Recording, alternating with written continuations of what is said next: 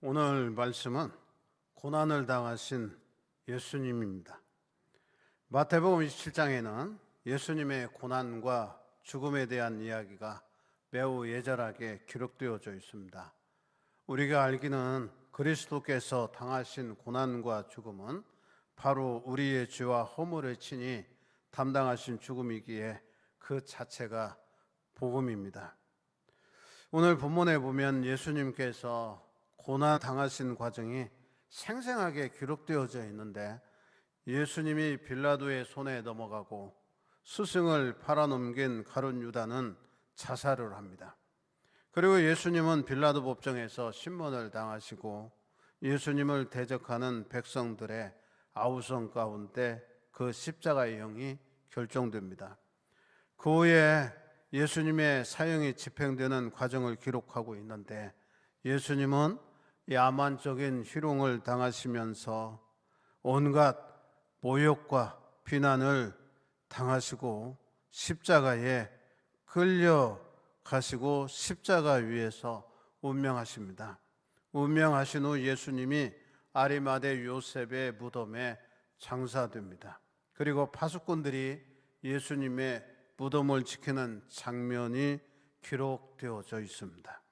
오늘 고난주일을 맞이하면서 예수님께서 빌라도 법정에서 신문을 당하시고 고난을 당하시는 모습을 통해서 하나님께서 우리에게 주시고자 하는 그 권면의 말씀을 받고자 합니다.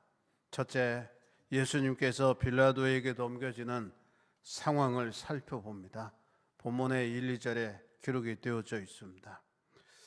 모든 대제사장들과 백성의 장로들이 예수를 죽이려고 총독 빌라도에게 넘겨준 것은 이미 그들이 내린 사형을 집행하기 위함이었습니다. 물론 당시의 유대인들은 빌라도에게 적개심을 품고 있었지만 로마의 총독인 빌라도를 이용하여 예수님의 십자가형을 합법적으로 승인하도록 음모를 꾸민 겁니다. 잘 아는 바와 같이 팔레스타인 지역은 로마의 지배 아래 있었기 때문에 사형 집행을 받기 위해서는 로마 총독의 승인이 있어야 했기 때문에 이 대제사장들과 장로들이 이 빌라도 법정에 예수님을 넘기게 된 겁니다. 그러면 이 과정을 우리가 살펴보면, 첫째, 그들은 예수님을 결박했습니다. 주님은 처음에 붙잡힐 때에도 결박을 당했고 다시 사내들인 공회에서 사형이 결정된 후에 빌라도에게 넘겨지면서도 결박을 당했습니다. 둘째, 그들은 예수님을 결박한 채로 빌라도에게 갔습니다. 예수님은 도수장으로 끌려가는 어린 양과 같이 끌려갔다라고 이미 구약 성경 이사야서 53장 7절에서 예언되어져 있고요. 그 예언되어진 대로 그렇게 빌라도에게 끌려갔습니다. 셋째, 그들은 예수님을 총독 빌라도에게 넘겨주었습니다. 이것은 예수님이 이방인에게 넘겨질 것이라는 예언의 성취입니다. 마가복음 10장 33절에 보면 인자가 대제사장들과 소위관들에게 넘겨짐에 그들이 죽이기로 결의하고 이방인들에게 넘겨주겠고 라고 했습니다. 우리는 여기에서 예수님을 무자비하게 끌고 가는 대제사장들과 백성의 장로들의 모습을 봅니다. 그러나 예수님께서 반항하신 흔적은 전혀 찾아볼 수 없습니다.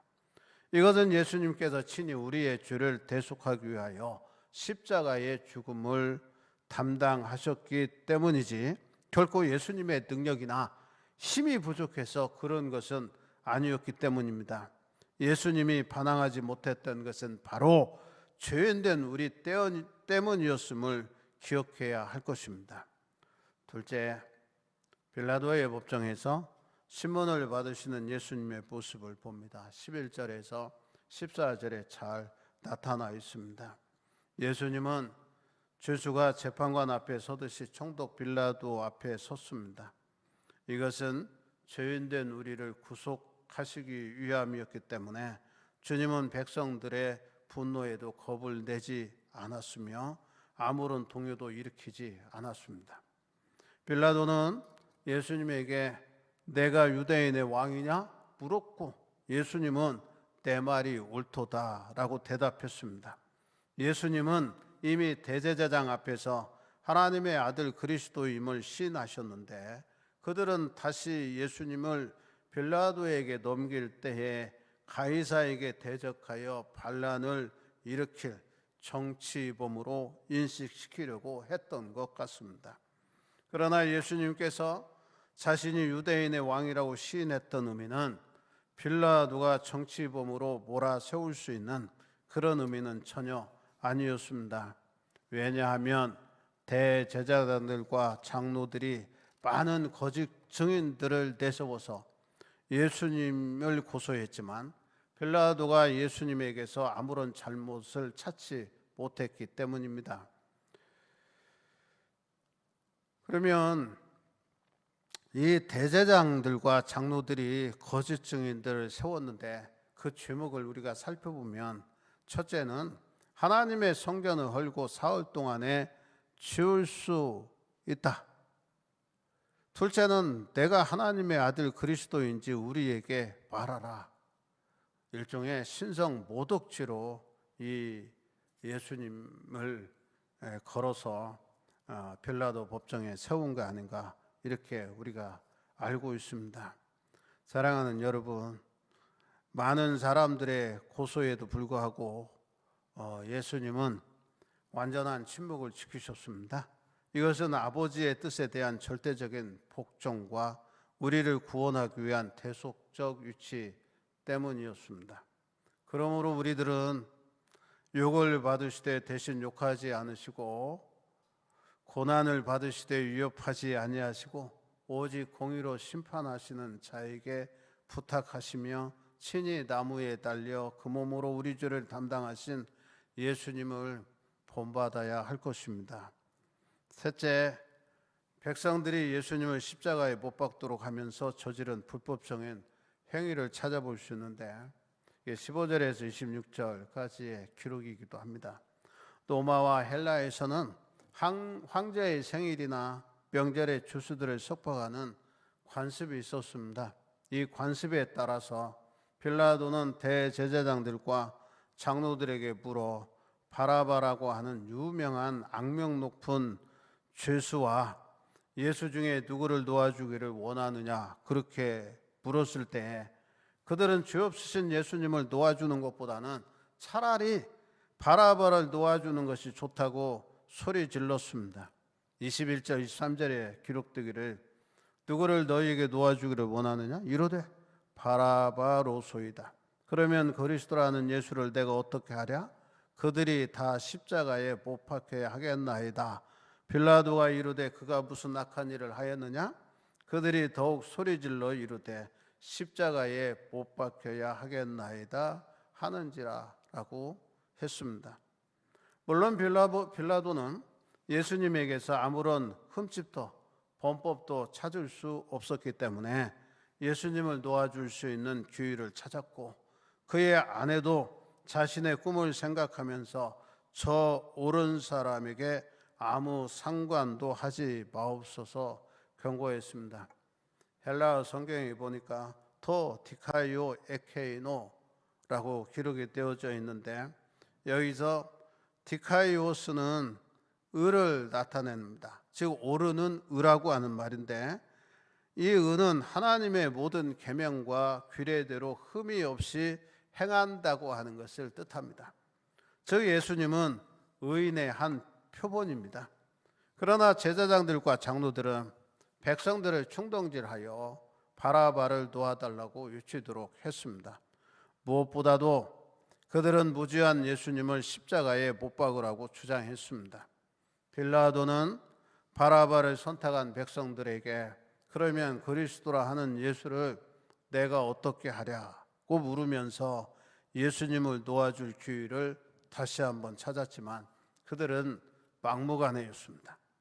빌라도는 추후까지 어찌 미뇨 무슨 악한 일을 하였느냐고 물었지만 그들은 이성을 잃고 더욱 소리 지르면서 십자가에 못 박혀야 하겠나이다 라고 주장하는 사악한 태도를 보였습니다. 마지막으로 빌라도의 잘못은 무엇입니까? 26절에 보니까 빌라도는 현명한 아내도 있었고 사리를 분별하고 선악을 판단할 줄 아는 지혜도 있었으며 예수님을 도와주려는 노력도 많이 했습니다. 그러나 그는 자신의 총독자리를 지키기 위하여 백성들의 위압에 굴복하는 비겁한 사나이가 되고 말았습니다.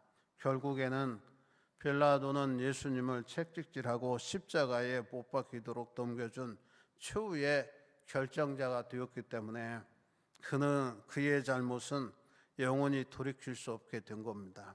그러므로 우리는 지금도 본디오 빌라도에게 고난을 받아 십자가에 못 박혀 죽으시고 라는 사도신경을 고백하고 빌라도가 바로 예수님의 십자가의 죽음을 확정한 최후의 결정자였음을 상기하고 있습니다.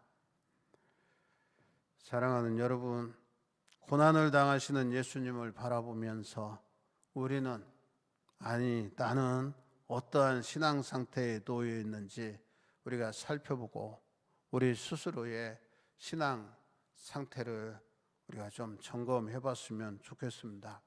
빌라도 총독, 대제사장들 아니면 장로들 가운데 한 사람, 가룟인 유다, 빌라도의 아내, 빌라도 법정에 모여있는 백성들 중 한 사람, 악명 높은 죄수인 바라바, 아니면 예수님을 닮은 사람으로서의 신자입니까? 한번 물으시고 나의 신앙은 과연 주님 보시기에 진실한 아니면 성결한 그러한 신앙의 상태인가 한번 되돌아보면서 결단하는 귀한 시간 되시기를 주의 이름으로 축원합니다. 기도드리겠습니다. 고마우신 아버지 은혜를 감사합니다. 중국에서 발현된 코로나 바이러스가 우리 한국에 유입이 되어 숱한 사람들이 이 전염병에 걸려 고통과 어려움을 당하고 또 나이든 기저질환 있는 사람뿐 아니라 젊은 사람 중에서도 코로나 바이러스로 인해서 목숨을 달리한 그러한 사람도 숱하게 많습니다. 많은 사람들이 청정지역이라고 하는 우리 철원 지역에도 코로나 바이러스에 전염이 되어진 사람에 의하여 2차, 3차 감염이 되어지고 많은 사람들이 어려움을 당하고 고통 중에 있고 또한 개인 사업자도 사업이 잘 안 되어 경제적인 어려움에 처해 있습니다. 또 우리 신자들 중에도 또 어려움을 당하고 또 이러한 코로나 바이러스로 인해서 예배에 참여치 못하고 우리도 할 수 없이 영상 예배 드리는 가운데 있습니다. 빠른 시일 안에 이 바이러스가 퇴치되게 하시고 일상에 복귀하고 우리가 전에처럼 자유스럽게 생활할 수 있도록 하나님 역사해 주시고 빠른 시일 안에 바이러스가 소멸되어 줄 수 있게 하시고 우리 신자들도 예배당에 모여 하나님 앞에 마음껏 소리 높여 찬양하게 하시고 마음과 힘과 우리의 온 정성을 다하여 하나님 앞에 신령과 진정으로 예배 드릴 수 있는 날이 빠른 시일 안에 오게 하여 주시옵소서.